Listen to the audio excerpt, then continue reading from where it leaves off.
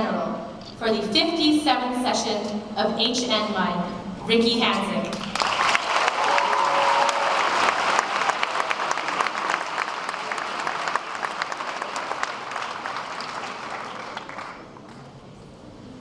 Professor Negroponte, Executive Director Cox, esteemed faculty advisors, and fellow student ambassadors. I know you've heard it a few times from the video already, but for this final time, welcome to Harvard National Model United Nations 2011.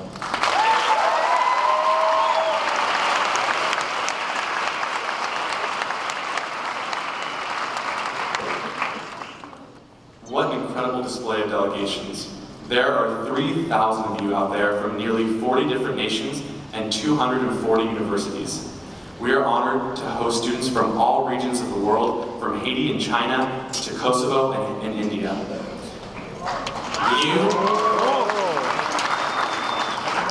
You are what makes HNMUN such an incredible experience, so thank you.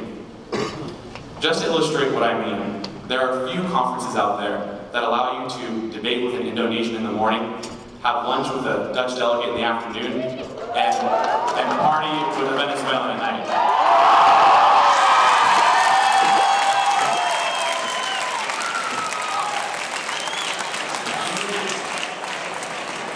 You have the opportunity over the next 4 days to learn not only from the research and debate derived from this simulation, but from a wide range of worldviews, life experiences, and perspectives. This is an opportunity rarely recreated outside the walls of UN institutions. Now, many Model UN opening ceremony speeches speak to the fact that the work we accomplish today may not immediately change the world, but helps prepare tomorrow's leaders for future challenges. And I have no doubt about the veracity of that idea, especially among this group of individuals. However, I would like to speak to the tangible change that is a direct product of what we hope to achieve during these next days. This year, HNMUN 2011 has committed itself to helping achieve the Millennium Development Goals by 2015. As of today, we have 4 years and 317 days until the 8 goals, from eradicating extreme poverty and hunger to developing a global partnership for development, must be achieved. 1 billion individuals live under extreme poverty, meaning that for every one of you, there are over 300,000 who struggles to survive on $1 per day. Conversely, $1 from each of you this weekend can support an initiative dedicated to ending extreme poverty in our lifetime. The aim is certainly ambitious, but it is a worthy one that should not deter, but rather motivate and inspire. While many of us and our families may struggle to make ends meet in the wake of the world economic crisis, it is easy to forget the extremely harsh living conditions that hundreds of millions of people currently face.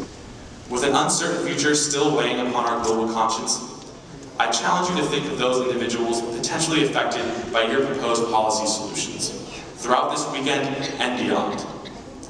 Make a donation to Millennium Promise. Discuss the moral imperative of tackling extreme poverty with your newly made friends, and commit yourself fully to the solutions forged during this conference, because these are the ideas which will ultimately shape the way our future leaders think and how they deal with the greatest societal challenges facing us in the 21st century. At the university level, we often have the privilege to study not how the world is, but how it can be. And nowhere is that idea more profoundly embodied, and nowhere is that sentiment more strongly felt than at a Model UN conference. At the same time, it is all too easy to distance oneself from the Model UN conference, especially when you might be a new delegate or a more experienced one. However, I challenge you to commit yourself fully to the ideals and policies of the country you represent, as if a whole nation, millions of people depended on your diplomatic prowess. I'm confident that your mindset concerning the United Nations and international relations will go through a significant shift, and you will begin to don a more nuanced lens of analysis to your experience this weekend. And more importantly, the plight of our fellow global citizens will be brought into startling focus. So, as we embark upon this journey to discover how the world can be, remember to fight passionately for what you believe in. cultivate new friendships that extend across the pond and beyond, and cherish the memories that we will soon forge together. Wang Ying, merci y buena suerte.